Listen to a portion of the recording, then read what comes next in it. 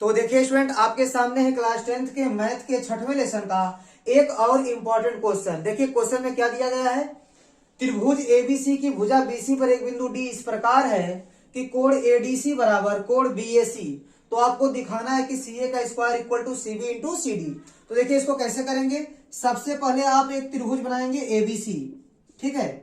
तो एक त्रिभुज आप बना लीजिए एबीसी, और क्या दिया गया है, कोण एडीसी। तो पहले एक चीज और दिया गया, देखिए डी क्या है, बीसी पर स्थित है। तो बीसी पर कोई बिंदु है डी, ठीक है। आप इसको मान लीजिए डी, और मैंने डी को ए से मिला भी दिया, ठीक है। ध्यान दीजिएगा, कोण एडीसी किसके बराबर है, बीएसी के। देखिए एडीसी मतलब यह वाला कोण, यह वाला कोण किसके बराबर है, बी ए सी के, मतलब इसके बराबर है, ठीक है। इसको आप मान सकते हैं कोण एक, इसको आप मान सकते हैं कोण दो। तो कोण एक कोण दो के बराबर है, ठीक है। इतना दिया गया है।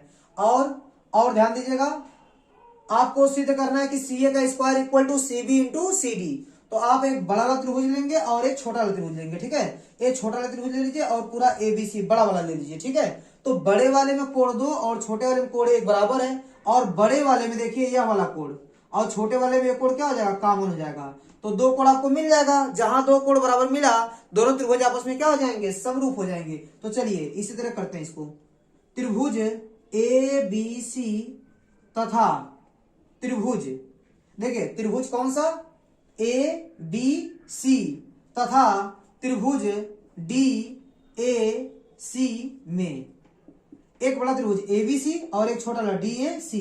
इन दोनों त्रिभुज में ध्यान दीजिएगा। तो बड़े वाले त्रिभुज का कोण दो, छोटे वाले त्रिभुज के कोण एक के बराबर है। ऐसा कैसे पता आपको, ज्ञात है। क्या लिख देंगे यहां पर, ज्ञात है। देखिए क्वेश्चन में दिया गया है, तो यहां लिख देंगे आपकी ज्ञात है, ठीक है।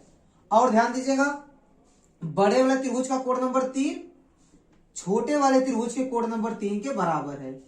ऐसा क्यों, क्योंकि ये क्या है, उभयनिष्ठ है। क्या है, उभयनिष्ठ है, ठीक है। तो इसलिए आपका यह त्रिभुज ए बी सी समरूप है किसके, त्रिभुज डी ए सी के। देखिए एंगल समरूपता से, ठीक है। एंगल समरूपता से दोनों त्रिभुज क्या हो गए, समरूप हो गए।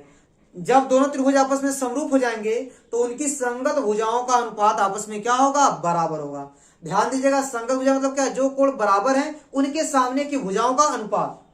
तो इसके बाद यहां सॉल्व करेंगे हम लोग। तो देखिए स्टूडेंट, यहां पर लिखेंगे इसलिए कोण दो कोण एक के बराबर है, तो दो के सामने की भुजा सी बी और कोण एक के सामने की भुजा सी ए का अनुपात किसके बराबर होगा।